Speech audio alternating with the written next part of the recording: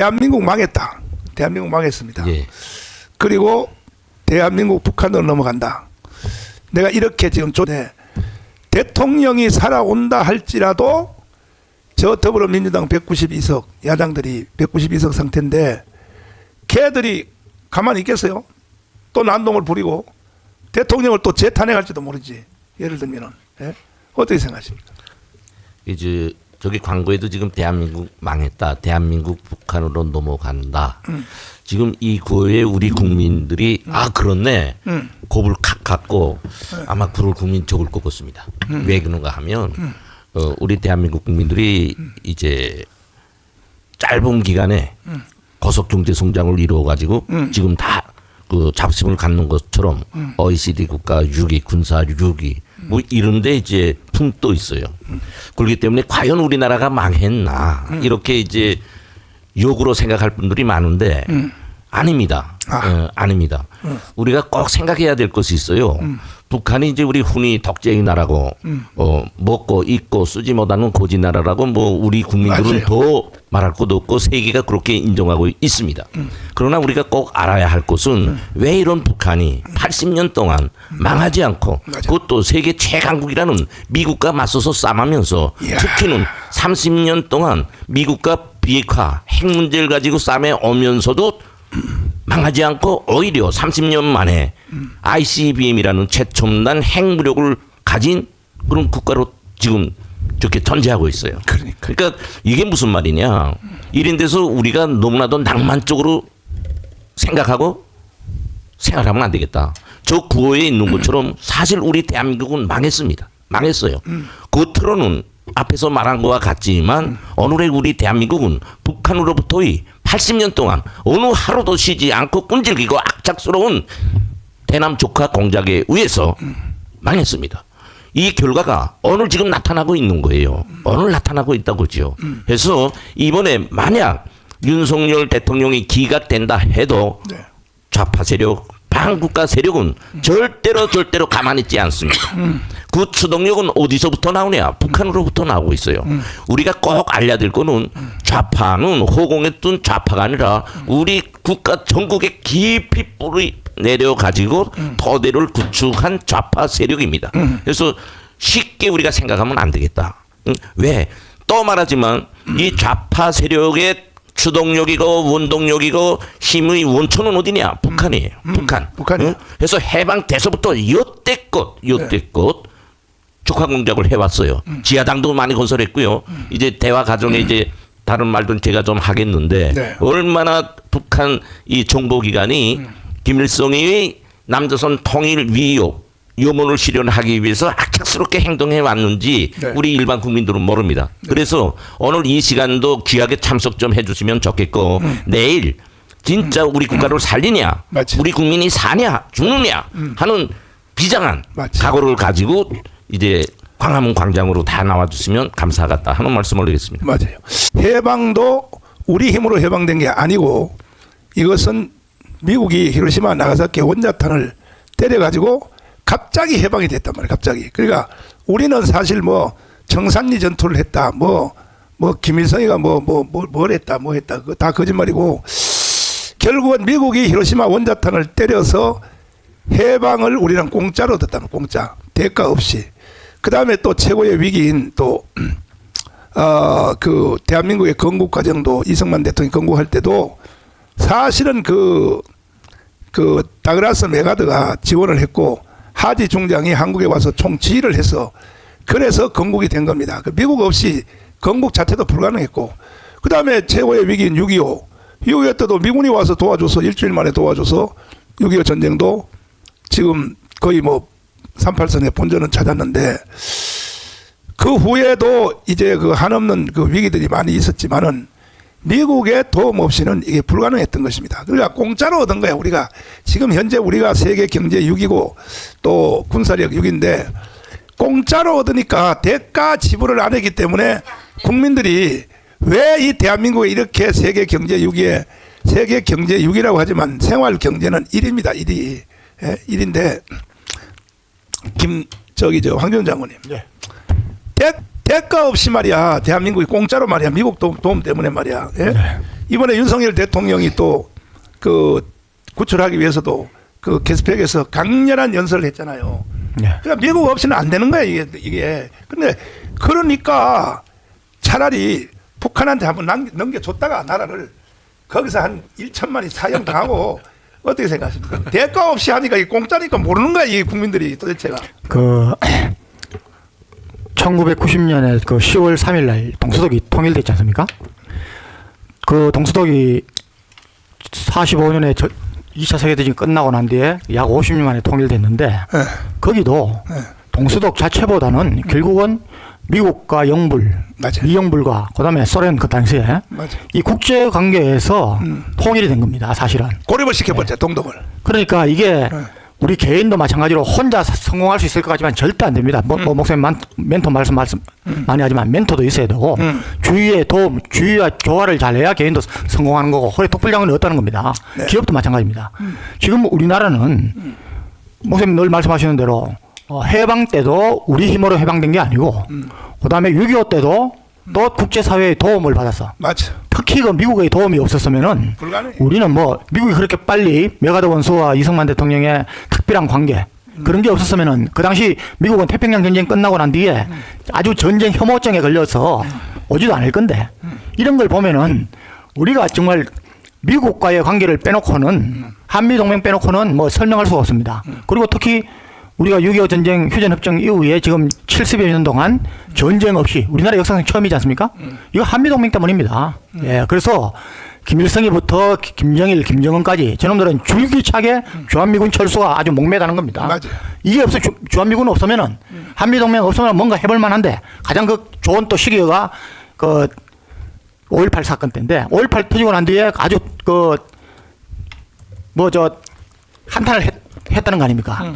이래서 우리나라는 정말 지금 이제 김복선 선생도 방금 이야기했지만은 우리 국민들이 역사를 제대로 좀 깨닫고 과연 어느 것이 우리한테 이익인가를 차원에서 좀 따져보고 우리 국민들 깨야 됩니다. 이번에 정말 저는 계엄령 때문에 우리 국민들이 엄청나게 현실을 자각했다고 보는데 국민들이 자각하는 속도보다는 이제 이번에 윤석열 대통령께서 저 탄핵 복귀하시면은 특히 신문 저 방송을 비롯한 언론부터 해가지고 제대로 사실 보도되고 절대로 저 북한 지령 또는 북한 종북 세력들 이런 더불어민주당 이 국가 반역 세력들 척결하고 하지 않으면은 위험하다고 보는 겁니다.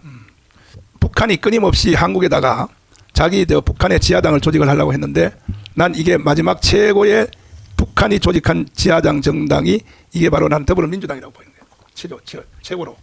그러니까 이제 그 북한의 그 지하당은 아니고 지하당이 침투해서 실질적으로 자신의 영향력 하에 둔 그러니까 프락션한다 그러거든요. 어쨌든 그런 당이 더불어민주당이고 더불어민주당 자체가 어쨌든 북한의 그러니까 주사파들에서 점령당했다. 그리고 북한의 지령을 한다는 게 뭐 예를 들면 지금 더불어민주당의 어쨌든 대통령 자체도 더불어민주당에서 있었지만 더불어민주당 소속이지만 문재인은 뭐 북한 지령 그대로 수행했지 않습니까? 그다음에 이재명 하는 얘기도 지금 간첩도 지금 아예 잡지 말라고 하지 않습니까? 그 이야기는 사실은 그 북한이 가장 요구했던 지령 중에 하나거든요. 그리고 뭐 예를 들면 북한과 연대하자. 이번에 맨 처음에 윤석열 탄핵안 나왔을 때 1차가 뭐냐면 이 북한과 뭐 러시아, 중국과 뭐 적대감을 형성했다는 식으로 해가지고 실질적으로 북한의 입장과 똑같은 얘기를 탄핵안 넣었다 뺐거든요. 그 자체가 지금 사실은 북한의 지령대로 움직이고 있다. 그건 제가 보기에는 지금 더불어민주당의 국회의원뿐만 아니라 그 안에 당직자들, 보좌관들 중에 북한 지령을 받는 자가 있을 거라고 생각하고 그것 대대적으로 수사해야 됩니다. 아니 이게 으로 봐도 안 되고 역사는 입체적으로 봐야 역사 전체가 보인다. 그렇게 볼 때에 통역당 그거 누가 만들었어요? 통역당 북한이 만들었죠. 네.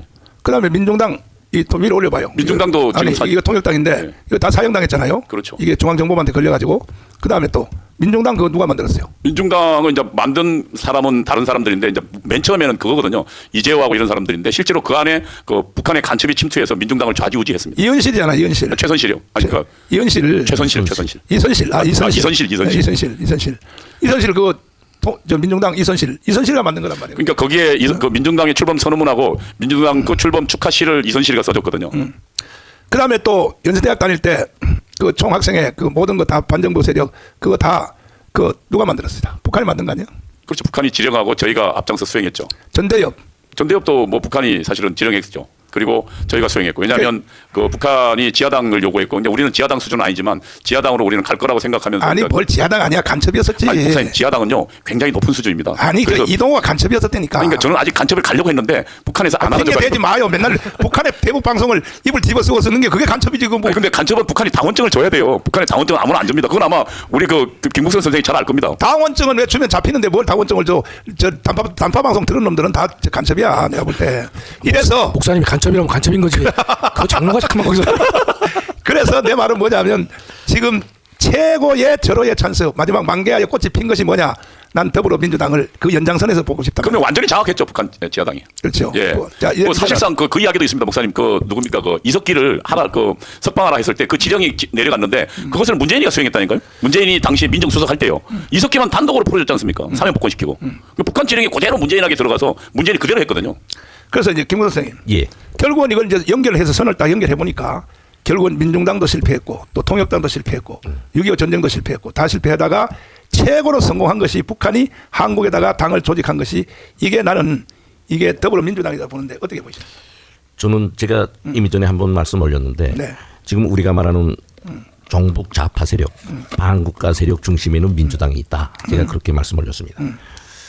저 어제도 이제 어떤 유튜브에서 120명의 간첩 명단을 발표한다고 하면서 이제 쭉 했어요. 거기에 민주당 국회의원들이 너무 많이 들어가 있단 말이에요. 이게 그저 추상적인 발표가 아니라 역사적으로 그 사람들의 행동을 놓고 분석해가지고 이제 했는데 왜 내가 민주당을 이제 조선노동당의 영양소를 먹고 자란 그 지금 반국가 세력, 좌파 세력의 중심이라고 말하는가? 그는 전략적으로 대남 전략에서 지하당도 건설하고 이렇게 많이 했어요. 그러나 이렇게 정당인 우파당과 좌파당에 직접적으로 좀 침투하는 게 목적이었어요. 그래서 전번에도 또 말했지만 이번에 192석은 사실 말로 저로서는 북한 정보기관에서 한 30년 근무했는데 조선노동당의 조카 공작의 승리라고 좀 봅니다. 확신합니다. 그거는. 그래서 하나 이제 신뢰를 지어 이거 지금 통일혁명당 말할 때 전번에 내가 최영도 맞아요. 전남위원장을 말하지 않았습니까? 네. 통일혁명당 하면 김정태가 또 있었지만 그 뒤에 실질적 조직자는 최영도예요. 이 사람은 벌써 또 올려봐요. 위에. 46년도 그때 당시 조선노동당에 입당한 사람입니다. 저 사람네. 이걸 말하면서 제가 오늘 자꾸 내가 우리 대한민국 조카됐다는 게 어제 오늘날이 아니고 해방돼서부터라는 이 말을 자꾸 하는 데는 우리 목사님께서 송시백이라는 공작원을 말씀 많이 하시잖아요. 그렇죠. 줄 내가 보내가지고 맞아요. 김일성이 한 대 줬다고. 그 사람도 있거니와 또 북한에서는 누굴 가장 그 표준으로 수령의 전사로 여기는가 하면 박정호라는 분이 있어요. 박정호 누구야? 그 북한에서 파견한 한국에 파견한 간첩이지요. 그난 처음 듣는데. 그렇죠. 이게 이 사람은 뭔가 하면 네. 53년도 5월달에 파견돼 가지고 임무가 뭔가 하면 저봉함이 당시 자유당 그 총무국장, 당국장, 조사국장 이 사람들을 포섭해 가지고 지하당 만드는 동시에 56년도인가 그때 그 이제 국회 과반수 구속을 만들어 가지고 국가 전복을 꾀하는 공작 임무를 받고 침투했던 사람이에요. 이 사람은 이제 침투될 때에 스스로 그 서울지검에 자수했어요. 가짜 자수를 하고 우리 대한민국 영주권을 받아가지고 국민으로 돼가지고 이제 목재 주식회사를 차려서 사장으로 있으면서 이제와 같은 공작을 했단 말이에요. 하면 이 사람은 누구나 김일성이 가족에서 격리과장으로서 김일성이를 보좌해주던 사람이에요. 김일성이가 이 사람을 나쁜 사람으로 몰아가지고 저 양강도로 내쫓아가지고 위장시키느라고 북하고 김일성이가 직접 파견한 사람이란 말이에요. 이렇게 북한의 간첩들이라는 게 우리 흔히 간첩이라고 하지만 공작원들의 그 두뇌 IQ는 대단합니다. 그래서 이 사람을 파견해 가지고 여기 와서 이제 57년도 잡혀가지고 59년도에 총살당했어요. 5월달에. 근데 이 사람의 아들이 박명철이라고 조체위원장 하다가 국방위 위원도 했고요. 딸 박명순이라고 정치국 위원까지 했어요. 김정일이가 그 김일성이가 김정일이 하고 그 이제 이 박정호의 아들 박명철을 형제로 맺어줬단 말이에요. 이렇게 이제 북한의 대남 공작은 통수권자가 직접 파견할 정도로 북한에서는 이 정보기관에 큰 관심을 쏟고 있어요. 그게 왜 기는가? 그 목적은 다른 데 없다고. 이 남조선 통일이단 말이에요. 남조선 통일. 그래서 우리 사람들이 흔히 간첩하면 그저 못된 사람으로 생각하고 있는데 여러분들께서 존경하고 똑똑하다는 사람이 간첩돼 있는 사람이 많다. 이렇게 이제 내가 말한 것처럼 역사적으로 김일성이가 직접 파견한 간첩이 그 사람 외에도 또 있죠. 이렇게 북한은 해방돼서부터 우리 국가를 정복하고 김일성 수하에 두기 위해서 아직까지도 노력하고 있다. 그래서 북한에서는 이제 송시백이 이제 말한 박정호가 대남 공작원에서는 표준으로 김일성에게 가장 충직한 전사로 해서 그 전번에 내가 누구야 그저 사족간에 그 문재인이가 존경한다는 신용복 그 사족간에 이제 송시백이도 있고 박정호도 있습니다. 아하. 거기 두 가면 예. 아, 우리 국민들께서 사상 정신적으로 다 해이돼 가지고 국가라는 우리 국가는 정체성에서 뼈대는 뭐냐 이념이에요. 이념을 떠나서는 우리 국가 정체성을 말할 수 없습니다. 맞아요. 우리 국가의 이념 뭡니까? 자유민주주의 체제라는 이게 정체성이에요. 거의 사상이고 아, 박정호라고 저기 나와 있네. 자유일보에. 예, 박정호 예, 북한의 꼭두각시 정당 구축 임무 받고 남한 침투. 저병환 포섭하고에 그래서 저런 사람이 있는데 이제 그처럼 저런 사람이 김일성이 집에서 일하던 사람을 직접 김일성이가 파견할 정도로 북한의 그 대남 적화 공작은 중요한 제1의 과업이다. 그래서 한번 여기서 강조해주고 싶은 것은 제가 뭐 북한 정보기관 강하다 이걸 말하기 위해서 아니고 북한의 정보기관은 80년 동안 오늘까지 어느 한 번 변동 없이 저 세습 체제 조선노동당 용도 속에 80년간 진화해 왔습니다. 그러니까 좀 끔찍하죠. 우리가 일반적으로 생각하는 국가는 다릅니다. 북한이 못 먹고 못 살고 고진하라고 낙후하다 이거와는 완전히 차별화되게 정보기관이 대단히 진화되어 있다. 그걸 좀 아시고 각성하면 좋겠다. 문재인이가 평창 동계올림픽에서 신현복을 또 사상가라고 하는 거 그 영상 한번 들어보시고 문재인이가 역대 이후로 최고의 간첩 같아요. 문재인이가. 그렇죠. 북한에 포섭된 최고의 간첩. 자, 한번 띄워봐 주시고 평창 동계올림픽. 존경하는 한국의 사상가 신영복 선생은 제가 존경하는 한국의 사상가 신영복 선생은 자, 동계올림픽에서 이렇게 연설했거든요. 예. 이놈아 이거 간첩 아닙니까 이거? 저 간첩이죠. 저는 일상적으로 그렇습니다. 간첩이라는 게 아까 저 우리 이동호 교수님 말씀처럼 네. 꼭 당원증을 받아야 하지만 간첩이다. 그거는 조금 오해가 있는 거고요. 그렇지 아직 몰라. 저는 아직 어떻게 생각하는가 지금 하면 뭘 모르고 있어. 우리 지금. 국가에 손해를 주고 북한에 니둑을 주면 엄연한 면에서는 간첩입니다. 간첩이 다른 게 간첩 아니에요. 맞아. 간첩은요 큰 일을 하는 간첩, 작은 일을 하는 간첩, 별 간첩이 다 있지요. 그래서 저렇게 국가 통수권자로서 국제 무대에 나가서 북한 노동당에 신봉하고 김일성의 주체 사상을 신봉하는 신용복 간첩으로 잡혀가지고 두고 갔다가 전향하지 않고 20년 만에 나오면서도 가짜 전향하고 나왔다고 당당히 말하는 저런 신용복을 가장 존경하는 사상 리론가라고 말하는 것은 적대 관계에 있는 대한민국의 대통령으로서는 대단히 정치적으로도 불손하고 앞에서 말한 우리 국가의 정체성 이념 잣대에 비춰봐도 대단히 반항적이다고 저는 생각합니다. 자, 그런 의미에서 이제 그 간첩이라고 이제 목사님께서 이미 전에 맞지. 말씀하셨는데 맞지. 가장 적합된 말씀이라고 생각합니다. 제주도 4.3 사건에서 문재인이 또 떠드는 거 또 들어봐요. 그러나 누구보다 먼저 꿈을 꾸었다는 이유로 제주는 처참한 죽음과 마주했고 지난날 제주가 꾸었던 꿈이 지금 우리의 꿈입니다. 김원성 교수님.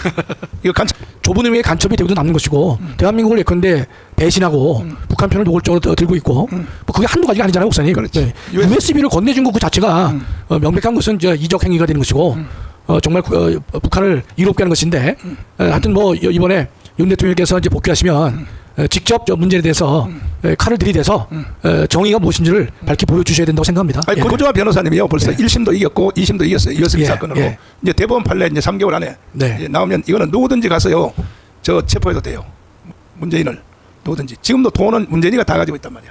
를 누구든지. 지금도 돈은 문재인이가 다 가지고 있단 말이야. 예, 왜냐하면 새만금 거기 저기 태양광 있잖아요. 네. 전부 다 중국제 수입해가지고 돈은 다 거기. 그래서 뭐 설날 때 되면 다 거기 세배하러 가고 왜 돈 타러 가는 거 아닙니까? 그거 솔직히. 예, 그래서 설날 때 되면 다 거기 세배하러 가고 왜 돈 타러 가는 거 아닙니까? 그거 솔직히. 예, 그래서 돈을 누가 가졌냐가 왕이거든. 돈을 누가 가졌냐가 왕인데. 무슨 제가 하나 이제 그래서 돈을 누가 가졌냐가 왕이거든. 돈을 누가 가졌냐가 왕인데. 무슨 제가 하나 이제 저 사실 팩트를 해보니까요. 네. 천대엽은 김명수는 천대엽을 대법관으로 임명한 사람이고요. 법원 행정처장으로 임명한 사람은 지금 조희대입니다. 확인해 보니까 그러니까 대법관으로 해준 사람은 김명수고 그 중에 대법관 중에서 법원 행정처장으로 임명할 수가 있는데 조희대 대법원장이 법원 행정처장으로 임명했습니다. 예. 아니 조희대는 지금 그 최고의 친북 정당이 바로 더불어민주당이라고 나는 확신합니다. 왜냐하면 이유가 있어요. 이재명이가 발언한 거 보세요. 이재명이가 김일성, 김정일에 대해서 폄훼하지 말라고 하는 거. 이거 이상의 증거가 어딨냐고요. 이게 이상의 증거가. 들어봐요. 선대들 미국간의 김정일, 미국간의 김정일 또 김일성 주석의 노력들이 폄훼되지 않도록 훼손되지 않도록 애써야 할 것입니다. 이거 간첩 아닙니까? 뭐 간첩 부분과는 말이죠. 예, 당 최고위원이 사석에서도 말할 수 없는 북한의 사상을 저렇게 최고위에서 써가지고 나와 말한다는 거는 상상을 초월합니다. 이렇게 우리 대한민국이 적화됐어요. 다시 반복하겠습니다. 저 말은 뭔가 하면 북한에서 이제 김일성이가 사망된 다음에 김정일이가 무슨 구호를 내놨는가 하면 위대한 수령 김일성 동지는 영원히 우리와 함께 계신다. 이 구호를 내놨어요. 그래서 이 구호가 당의 구호로 됐고 이거는 뭐나 하면 백두에서 개척된 주체의 혁명 의혹을 대류리어 계승해야 된다는 수령 계승론에 관한 구호입니다. 그걸 위해서 첫째 조항이 뭐나 하면 위대한 수령 김일성 동지께서 이룩하신 사상과 업적을 폄하하거나 훼손하지 말아야 한다. 이게 첫 조항입니다. 그래서 북한에서는 이 조항에 어긋나면 그건 누구를 막론하고 죽어야 돼요. 근데 그 구호를 그대로 복사한 그 구호를 가지고 최고위원회 나와서 저렇게 읽는 거 보면서 사실 지금 내가 말하지만 저는 그때 좀 이상한 소름이 끼치더라고요. 어떤 소름이 끼쳤는가 하면 도대체 우리 대한민국이 자유 대한민국이 맞냐? 예? 북한에 점령된 정치적으로 점령된 나라가 아니냐. 왜? 이제와 같은 구호를 읽는 거예요. 그래서 소름이 끼치면서 딱 제 그저 생각이니까 북한 노동당의 계엄사령관이 서울에 들어와서 우리 국민 앞에 선포 포고문을 읽는 것 같더라고요. 그래서 저는 이상하다. 정말 이상하다. 이 말은요. 우리 대한민국에서 이거는 국가보안법의 제1순위 대상입니다. 이 발언은 김은 우리나라가 왜 이렇게 됐나고 해요. 왜 이렇게 지금 우리 국가는 보면은 저런 당 대표라는 그 발언, 북한의 노동당 수령의 사상을 말하는 저 발언이 지금 보면은 우리 사회에 김정은 환영위원회, 김정은 사상연구위원회, 주체사상연구위원회 해가지고 별 명칭으로 지금 숲풀처럼 덕버섯처럼 자라나고 있지 않습니까? 이 결과가 192석. 아까 내가 박정호 말했지만 그 사람의 기본 목표가 뭔가 하면 혁신계 정치인들을 막아가지고 국회의원 선거에 과반 진입시켜가지고 국회를 장악해가지고 국가 정복하는 게 가장 중심적 과업이었어요. 근데 지금 보면 우리 국회가 그렇게 됐지 않습니까? 좌파라는 과반석 의석을 가지고 대통령 탄핵, 총리 탄핵, 검사 탄핵으로 우리 국가를 지금 허물고 있는데 저는 북에서 살다 왔으니까 어떤 생각이 나는가 하면 북한은 조선노동당의 국가라고 합니다. 그건 무슨 말인가 하면 당에서 결정하면 군이든 내각이든 최고상위위원회든 외무성이든 무역성이든 할 것 없이 그걸 집행해야 돼요. 응? 그래서 북한에는 노동당의 국가라고 합니다. 근데 이번에 그 과반석으로서 우리 국회가 움직이는 걸 보니까 신통이 북한 조선 노동당식 독재 입법주의로 탄핵이라는 거를 헌법에 적용시켜 가지고 정상적으로 우리 국가를 허물고 있다. 저는 그렇게 생각되는 거지요. 응? 국회라는 헌법이라는 걸 가지고 공식적으로 우리 국가를 무너뜨리는 거예요. 응? 박정호 그 공작원이 이걸 하기 위해서 벌써 50년도에 침투돼서 동작하다가 실패해서 잡혀가지고 총살은 당했지만 거의 오늘까지 저렇게 뿌리 깊게 출발해가지고 오늘에 이루어지지 않았는가. 우리 국민들은 제가 말하는 데 대해서 여러 가지도 이해도 안 되고 그렇겠지만 죄송하지만 저는 30년간 남조선 혁명을 완성해서 김일성이 용도 밑에 이 우리 대한민국 국민들을 살게 하려고 이제 애써 노력했던 사람입니다. 그래서 이런 문제가 우리 국민들한테는 잘 이해될 수 있지 않을 수 있지만 제가 말하는데 꼭 좀 같이 해가지고 바로 그렇구나. 우리 국가가 그런 뿌리로부터 적화 공작이 진행돼서 오늘날에 이런 사태가 일어나고 있구나. 내 나라를 구해야 되겠구나. 좀 이런 걸 조금이나마 좀 생각해 주시면 감사하겠습니다. 예. 그러니까 해방 이후에 80년 동안 북한은 대한민국 점령을 한 번도 포기한 적이 없고 이게 절정에 왔기 때문에 이게 뭐냐 통역당 거쳐서 6.25 거쳐서 아무래도 안 되니까 결국은 더불어민주당이라고 하는 이것이 거의 어떤 사람은 더불어 간첩당이라고 그러는데 그거는 뭐냐 이재명이가 이렇게 발언하기 때문에 그런 오해를 받는 거야. 그러니까 24만 표 차이로 졌단 말이야. 24만 표 차이로 윤석열. 그러니까 윤석열 대통령이 보니까 어차피 이게 나라가 북한을 넘어가게 생겼어요. 그렇습니다. 예. 그래서 어차피 대통령으로서 나라를 북한에 넘길 수 없다 하여 계엄령 제일 뒷부분 한번 들어봐 주시면 그러니까 어차피 나라가 북한을 넘어갈 바에는 대통령으로서 나는 계엄령이라도 한번 하고 근데 이게 이제 대박이 나긴 났는데 한번 들어봐 주세요. 저 계엄령 제일 뒷부분 반국가 세력 자 들어봐 주세요. 당장 무너져도 이상하지 않을 정도의 풍전등화의 운명에 처해 있습니다.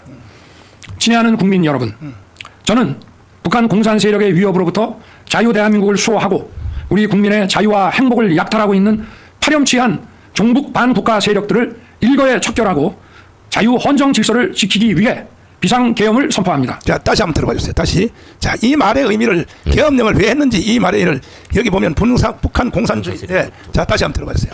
대한민국은 당장 무너져도 이상하지 않을 정도의 풍전등화의 운명에 처해 있습니다. 친애하는 국민 여러분, 저는 북한 공산 세력의 위협으로부터 자유 대한민국을 수호하고 우리 국민의 자유와 행복을 약탈하고 있는 파렴치한 종북 반국가 세력들을 일거에 척결하고 자유 헌정 질서를 지키기 위해 비상계엄을 선포합니다. 저는 이 비상계엄을 통해 망국의 나락으로 떨어지고 있는 자유 대한민국을 재건하고 지켜낼 것입니다. 이를 위해 저는 지금까지 폐악질을 일삼은 망국의 원흉 반국가 세력을 반드시 척결하겠습니다. 이는 체제 전복을 노리는 반국가 세력의 준동으로부터 국민의 자유와 안전 그리고 국가 지속 가능성을 보장하며 미래 세대에게 제대로 된 나라를 물려주기 위한 불가피한 조치입니다. 저는 가능한 한 빠른 시간 내에 반국가 세력을 척결하고 국가를 정상화시키겠습니다. 계엄 선포로 인해 자유 대한민국 헌법 가치를 믿고 따라주신 선량한 국민들께 다소의 불편이 있겠습니다마는 이러한 불편을 최소화하는 데 주력할 것입니다. 이와 같은 조치는 자유 대한민국의 영속성을 위해 부득이한 것이며 대한민국이 국제사회에서 책임과 기여를 다한다는 대외 정책 기조에는 아무런 변함이 없습니다. 대통령으로서 국민 여러분께 간곡히 호소드립니다. 저는 오로지 국민 여러분만 믿고 신명을 바쳐 자유 대한민국을 지켜낼 것입니다. 저를 믿어주십시오. 감사합니다. 황교안 장군님. 예. 여기 계속 뭐 반국가 세력 그다음에 뭐 종북주의자 계속 이렇게 말하고 있잖아요. 예. 예. 평소에 연설에도 계속 나왔거든요. 이게. 예. 그러니까 이런 상태에서 대통령이 어차피 나라가 북한으로 넘어가는 상태니까 이거는 계엄령을 안 할 수가 없잖아요. 결과적으로. 네. 뭐 지금 이제 다 국민들도 어느 정도 인식을 해서 계엄령이 잘못되지 않았다. 통치권의 일환이다. 뭐 이런 것은 뭐 그 계엄령에 대한 윤석열 지지율이 뭐 60%대까지 올랐으니까 뭐 증명됐다고 보고 저는 오늘 아침에 저 출근하면서 신문을 또 보니까 그 충북 동주의 사건 있지 않습니까? 그게 3년 6개월 만에 이제 그 어제 선고가 된 것 같습니다. 근데 대법원까지 그거 했는데 저는 두 가지 점에서 경악을 했습니다. 첫째는 이놈들이 그 재판 지연서를 써가지고 재판부를 깊이 하고 심지어 보니까 뭐 유엔의 망명 정치적 망명 신청 이런 것도 하면서 해서 3년 6개월을 끌었는데 1심에서는 3명 전원이 12년 실형을 받았습니다. 선고받았는데 네. 2심 재판부가 네. 그것을 가장 저 핵심인 위원장은 2년 그다음에 나머지 2명은 뭐 3년 해가지고 대폭 감형을 했습니다. 그리고 이걸 대법원에서 그대로 받아들인 겁니다. 그런데 그 감형 이유가 뭐냐면은 그 범죄 조직을 구성했다는 게 이걸 인정하는 겁니다. 그래서 저는 참 우스운 게 이 간첩질 하면서 혼자 하는 경우 있습니까?